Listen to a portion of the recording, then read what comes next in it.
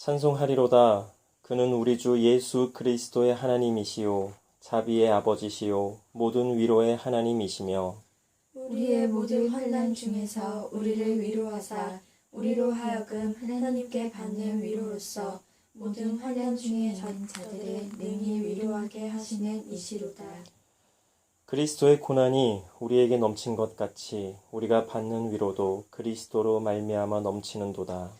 우리가 환난 당하는 것도 너희가 위로와 구원을 받게 하려는 것이요 우리가 위로를 받는 것도 너희가 위로를 받게 하려는 것이니 이 위로가 너희 속에 역사하여 우리가 받는 것 같은 고난을 너희도 견디게 하느니라. 너희를 위한 우리의 소망이 견고함은 너희가 고난에 참여하는 자가 된 것 같이 위로에도 그러할 줄을 알미라. 형제들아, 우리가 아시아에서 당한 환난을 너희가 모르기를 원하지 아니하노니 힘에 겹도록 심한 고난을 당하여 살 소망까지 끊어지고 우리는 우리 자신이 사형 선고를 받은 줄 알았으니 이는 우리로 자기를 의지하지 말고 오직 죽은 자를 다시 살리시는 하나님만 의지하게 하심이라. 그가 이같이 큰 사망에서 우리를 건지셨고 또 건지실 것이며 이후에도 건지시기를 그에게 바라노라. 아멘. 혹시 구원, 칭의, 성화 이 단어, 이 말들을 혹시 들어보셨습니까? 보통의 기독교인들이라고 하면 그리고 어느 정도 신앙생활을 했다고 하면 구원, 칭의, 성화 이 말, 이 단어는 한 번쯤은 다 들어보셨을 것입니다. 단어가 굉장히 짧고 간단한 것 같지만 사실 기독교에서 말하는 구원, 칭의, 성화는 사실 단순하지 않습니다. 그리고 쉽게 설명을 할 수 있는 부분도 아닙니다. 그래서 이 부분에 대해서 논란도 많고 해석도 다양하고 서로 내가 옳다라고 주장을 하기도 합니다. 또 어떤 분들은 다른 사람이 말하는 구원론, 칭의론, 성화론에 대해서 저것은 잘못됐다라고 막 트집을 잡기도 합니다. 그런데요, 이 구원, 칭의, 성화, 이 모든 것의 바탕은 다 성경에 있다라고 하는 것입니다. 성경을 바탕으로, 성경을 통해서 우리는 구원에 대해, 칭의에 대해, 성화에 대해 알게 되고, 배우게 되고, 확신하게 되는 것입니다. 그럼 그 성경 말씀은 어떻습니까? 성경 말씀만 해도 진짜로 해석하자면 그 해석이 매우 어렵습니다. 단순하게 이 말씀은 이런 것이다, 이런 뜻이다라고 말을 할 수가 없습니다. 그래서 말씀에 대해서 너무 단호하거나 하나만의 해석이 맞다라고 주장하거나 옳다라고 하는 경우 우리가 이단이나 사이비가 아닌지 한번 의심해 보라고 하는 것입니다. 이유는 의외로 간단합니다. 저자의 숨은 뜻을 우리가 다 알 수 없기 때문에 그렇습니다. 성경의 저자 누구이십니까? 하나님. 하나님의 뜻을 우리는 다 알지 못합니다. 다 알 수가 없습니다. 그런데 말씀을 해석하면서 이 말씀은 이런 뜻이다, 이런 뜻만이 있다라고 한다면 그게 더 이상한 거 아니겠습니까? 옆에 있는 사람, 함께하는 사람들의 속도 잘 모르는데, 알 길이 없는데 그런 미개한 인간들이 하나님의 뜻을 완전히 다 확실하게 알 수 있다? 잘 모르겠습니다. 그렇지 못할 것입니다. 먼저 이 세 가지 말씀드린 구원, 칭의, 성화에 대해서 한번 생각을 해봅시다. 구원, 어떻게 하면 받습니까? 칭의, 어떻게 하면 인정받습니까? 성화, 어떻게 하면 이룰 수 있습니까? 먼저 구원이 무엇인지, 또 칭의가 무엇인지, 성화가 무엇인지 사전적인 의미 조금 간략하게 그 정의된 것을 한번 설명을 좀 드려보겠습니다. 구원, 사전적 의미로 요약을 해보면 노예 상태에서의 해방, 죄와 죽음과 사탄의 권세로부터 해방, 이것을 의미한다고 합니다. 예수 그리스도를 통해 이루신 하나님의 은혜이기 때문에 우리는 모든 것이 하나님의 은혜입니다 라고 고백하며 믿기만 하면 되는 것입니다. 그리고 칭의, 이 사전적인 의미로는 의롭다, 의롭다고 간주하다 혹은 흠이 없다고 여기다 라고 하는 의미라고 합니다. 그리고 이 칭의라는 단어는 성경에 직접 나오지는 않습니다. 그리고 이 용어가 원래 법정에서 재판관이 죄 지은 사람에게 죄가 없다고 선언할 때 사용하는 법적 용어라고 합니다. 사실 우리 인간들은 죄인이기 때문에 죽음의 형벌에서 벗어날 수 없는 존재들이고 또 죄와 죽음의 문제를 스스로 해결할 수 없는 존재들인데 예수님의 십자가 보혈로 죄와 죽음의 문제가 해결된 것입니다. 하나님께서는 예수님께서 흘리신 그 의로운 그 의로운 피로 우리를 죄 없다고 하셨는데 이것을 바로 칭의라고 하는 것입니다. 즉 하나님의 은혜로 죄인을 의인이라고 인정해 주시는 것이 바로 칭의라고 말씀드릴 수 있겠습니다. 그럼 성화 또 무엇인가? 사전적 의미로 거룩한 모습으로 변화되는 것을 말합니다. 또 구별, 분리 이것을 의미하기도 하는데요. 하나님의 목적을 이루기 위해서 따로 거룩하게 구별된 상태를 말한다고 합니다. 쉽게 얘기해서 하나님께서 원하시는 대로 하나님의 사람답게 변화되는 것을 성화라고 우리가 알고 있으면 되겠습니다. 성화라는 단어 역시 성경에는 직접 나오지 않습니다. 그러나 중요한 것은 구원도, 칭의도, 성화도 역시 하나님께서 직접 모두 다 주관하신다고 하는 것입니다. 인간이 어떻게 해서 구원에 이르고 칭의를 받고 성화에 이르는 것이 아니라는 것이죠. 하나님께서 우리를 구원해 주셔야, 하나님께서 우리를 의롭다고 인정해 주셔야, 하나님께서 우리를 거룩하게 해 주셔야 우리가 구원에 이를 수 있고 칭의를 인정받고 성화를 이룰 수 있다라고 하는 것입니다. 성경을 바탕으로 그리고 사람들이 정의한 것을 바탕으로 보면 우리를 구원하시기 위해 예수님께서 어떻게 하셨습니까? 십자가 지셨습니다. 그럼 그 십자가 외에 구원에 이룰 수 있는 다른 방법이 있을까요? 없습니다. 만약에 구원에 이르는 다른 방법이 있다면 굳이 예수님께서 그 십자가 지실 필요나 이유가 없으셨을 것입니다. 그런데도 어떤 사람들은 계속해서 십자가 외에 구원에 이르는 다른 방법이 있다라고 주장을 합니다.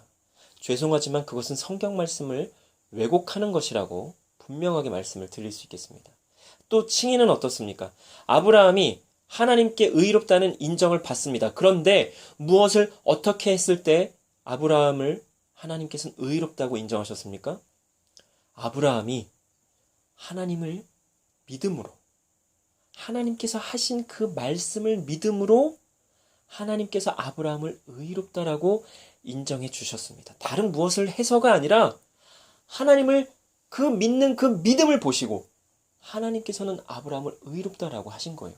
그런데 이 세상의 많은 사람들은 여전히 믿음만이 아니라 무언가를 해야만, 겉으로 보여야만 의롭다라고 인정을 합니다. 성화는 어떻습니까?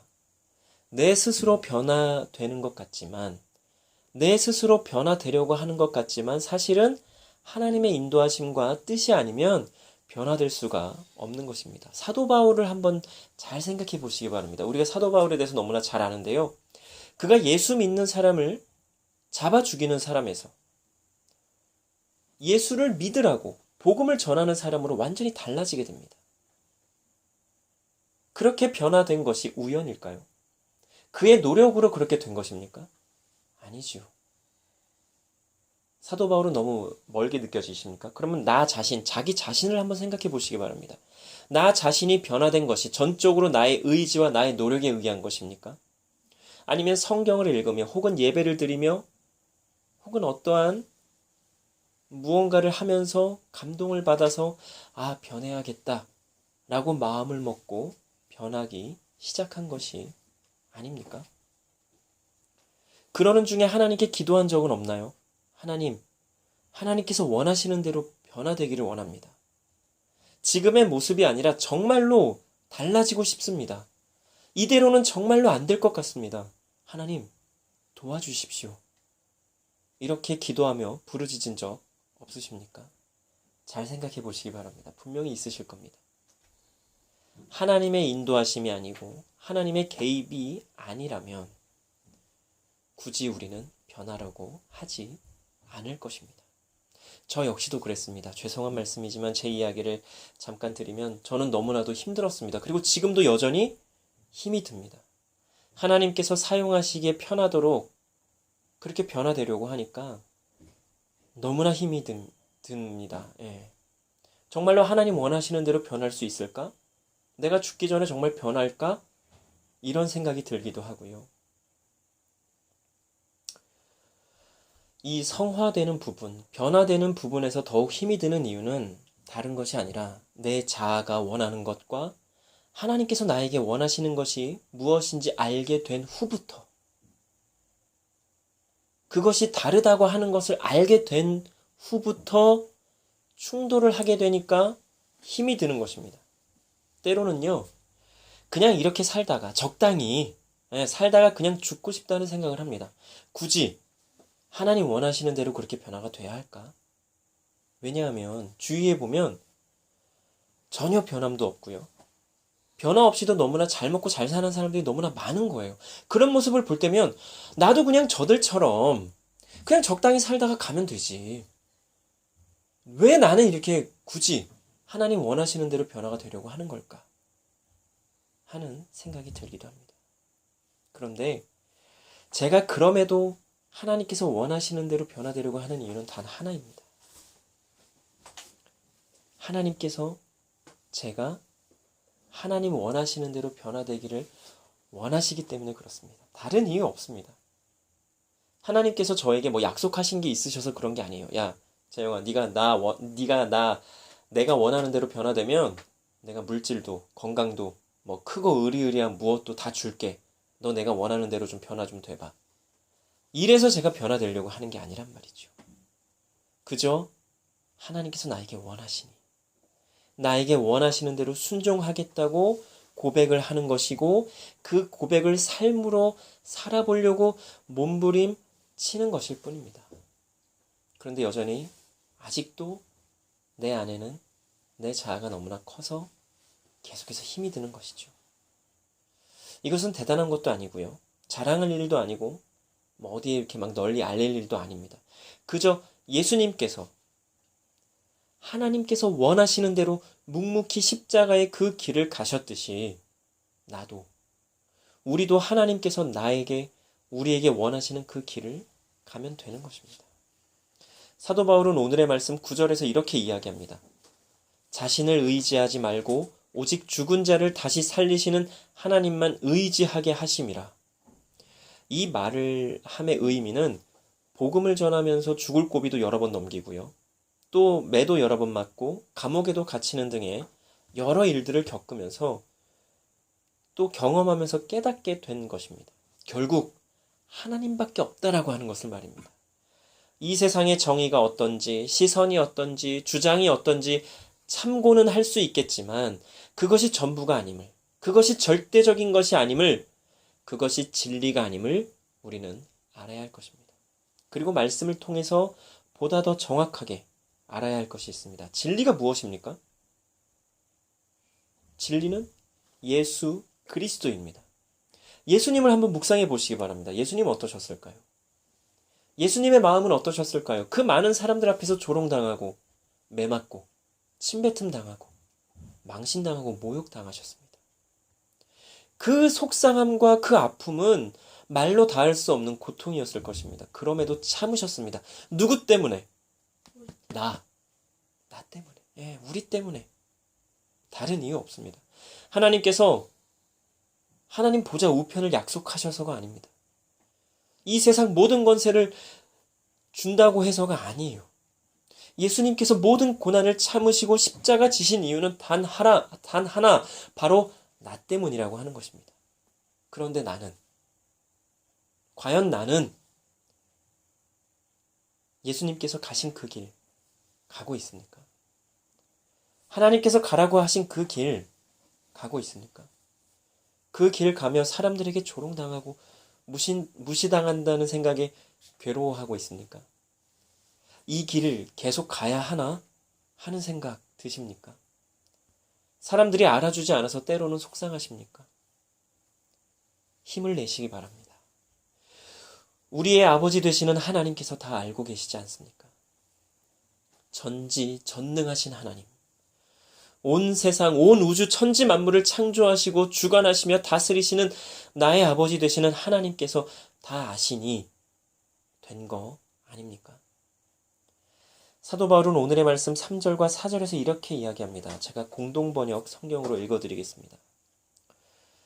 우리 주 예수 그리스도의 아버지 하나님을 찬양합시다. 그분은 인자하신 아버지이시며 모든 위로의 근원이 되시는 하나님으로서 우리가 어떤 환난을 당하더라도 위로해 주시는 분이십니다. 따라서 그와 같이 하나님의 위로를 받는 우리는 온갖 환난을 당하는 다른 사람들을 또한 위로해 줄 수가 있습니다. 힘을 냅시다. 그리고 계속해서 걸어갑시다. 예수님께서 가신 그 길, 사도 바울이 걸어간 그 길, 제자들과 여러 믿음의 선조들이 걸어간 그 길, 이제는 내가 가봅시다. 그 길 가다 보면 때로는 외로울 것입니다. 때로는 감당하기가 너무 버거울 것입니다. 때로는 오해도 받고 또 조롱도 당하고 무시도 당하고 정말 이 세상에서 멸시천대 받을 수도 있을 것입니다. 그런데요, 그러면 좀 어떻습니까? 그것이 나를 대신해 죽으시고 다시 사신 예수님을 위한 것이라면,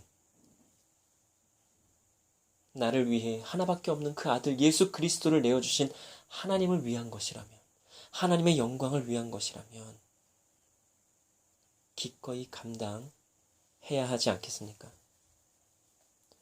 내가 가는 그 길이 누군가에게 힘이 되고 누군가에게 위로가 되고 하나님께로 인도하는 길이라면 힘들고 괴롭고 외롭고 무시를 당하고 오해를 받는다고 해도 우리는 가야 하는 것입니다.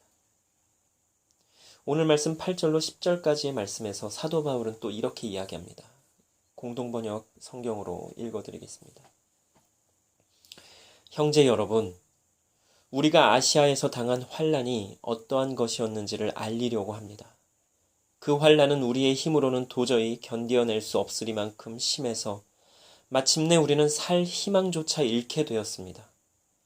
그러나 이렇게 사형 선고를 받았다는 생각이 들자 우리는 우리 자신을 믿지 않고 죽은 자를 다시 살리시는 하나님을 믿게 되었습니다. 하나님께서는 과연 그렇게 어려운 죽을 고비에서 우리를 건져내 주셨고 앞으로도 건져내 주실 것입니다. 이렇게 우리는 하나님께서 앞으로도 건져내 주시리라는 희망을 가지고 있습니다. 이것이 구원받은 자의 고백이고 칭의이고 성화인 것입니다. 기도 드리시겠습니다.